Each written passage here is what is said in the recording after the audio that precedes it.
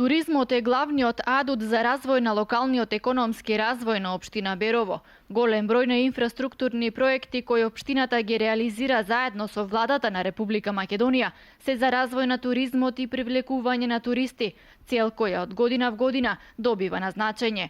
Вчера во присуство на премиерот Никола Груевски и министерот за транспорт и врски Владо Мисајловски представени беа два значени проекти за општината и развој на туризмот. Сите инфраструктурни објекти кои ги изградивме благодарение со средства од владата на Република Македонија, а предмалце одевме по истата и сега се наоѓаме, е велосипедско-пешачката патека, која е во должина од 1680 метри и вредноста на објектот чини 11 милиони денари.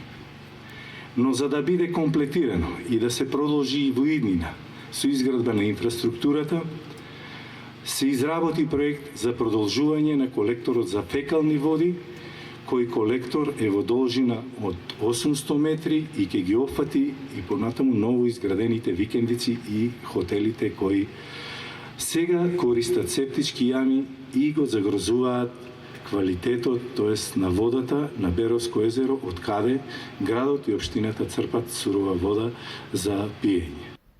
Малешевијата е најголемата воздушна бања во државата, затоа приоритет на владата на Република Македонија кон овој крај се развој на туризмот и заштита на животната средина.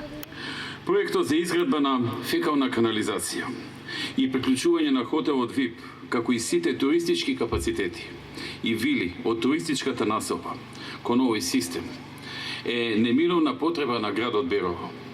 Берово е познато по својата природа и чиста животна средина. Колку и да се развива туризмот, мора да се внимава на ваквиот бренд на Берово. Од овие причини, но и од причини што градот Берово пие вода од Беровското езеро, ние како влада решивме да и помогнеме на општината за изградба на овој дел од фекалната канализација и издвоиме 3 милиони денари. После изградбата на канализацијата, сите објекти кои моментално користат јами ќе може да се приклучат на системот.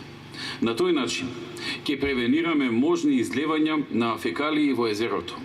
Ќе направиме уште еден чекор напред кон развој на туризмот, но и чекор напред во зачувување на природата и на здравата животна средина. Почитувани присутни, туризмот и понатаму останува во фокусот на нашето внимание. Со инфраструктурни проекти кои ги креираат една содржинска страна и реално веќе помагаат за оваа прекрасна средина да биде достапна за сите. Ова е моја прва работна посета како министер за транспорт и врски со убав повод да се означат два проекти за кои верувам дека ќе допринесат за развој на туризмот во општината. Сакам оваа прилика само да ве потсетам дека во месец март во Штип имавме голем народен собир кај што премиерот Никола Груевски пред сите граѓани, односно пред целата јавност, најави дека ќе отпочнеме со изградба на делот главен колектор. Денеска тоа и се случува, денеска почнуваме да го градиме. Проект кој со финансиска рамка од скоро 3 милиони денари, што значи за окружување, обезбедување и заштита на природата, на животната средина и целосно оформување на комуналната инфраструктура во оваа туристичка населба. Денеска сме тука и за проектот за пешачката патека околу езерото, кој е многу важен аспект да се има соодветна содржина за рекреација и можност да се ужива во прошетките околу ова прилово Беровско езеро.